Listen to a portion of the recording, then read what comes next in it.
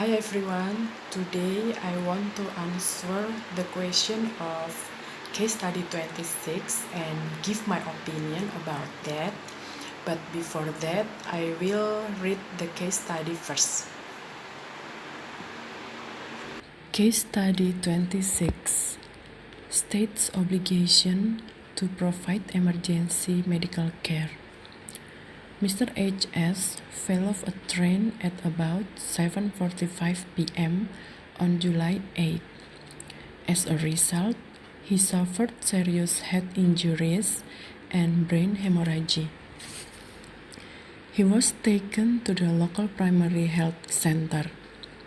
Since necessary facilities for treatment were not available at the primary health center, the medical officer in charge of the center referred him to the nearest hospital for better treatment.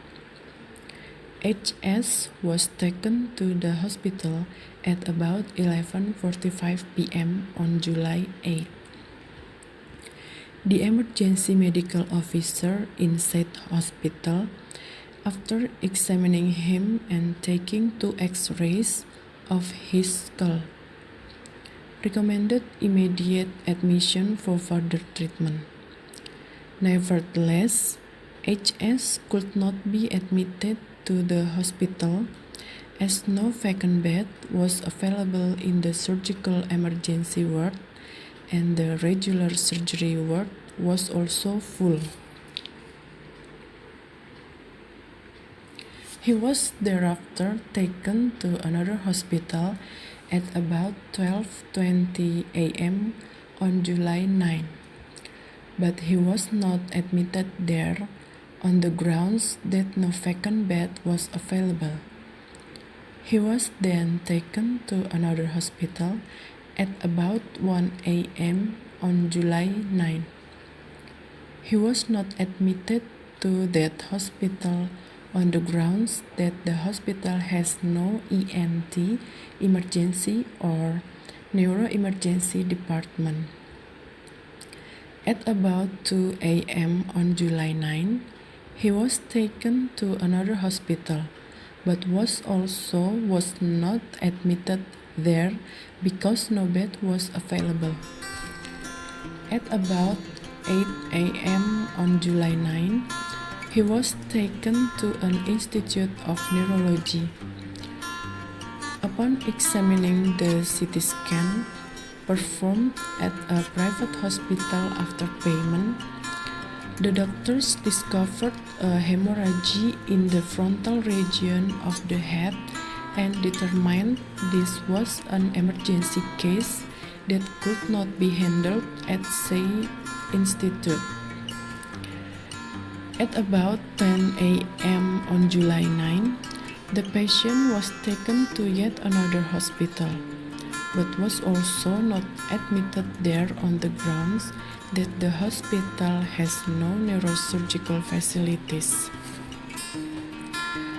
Ultimately, he was admitted to a private hospital where he was treated as an inpatient from July 9 through July 22. The question of case study 26 is, was it correct for the above-mentioned hospitals to refuse to provide medical treatment to H.S. and to transfer him to another hospital? My answer is yes. Most of the aforementioned hospitals administered first aid to H.S. but could not provide him appropriate treatment due to their lack of facilities and medical services to handle complicated situations such as in this case. It was better to transfer H.S. to an institute that could handle such conditions. In my opinion, I agree if the above-mentioned hospitals refuse to provide medical treatment to H.S. and to transfer him to another hospital.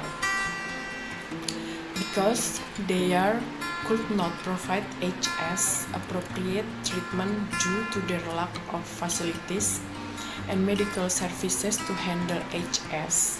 And I think if the above mentioned hospitals did not transfer HS to another hospital, HS health condition will be worsened. So that is my opinion, and thank you.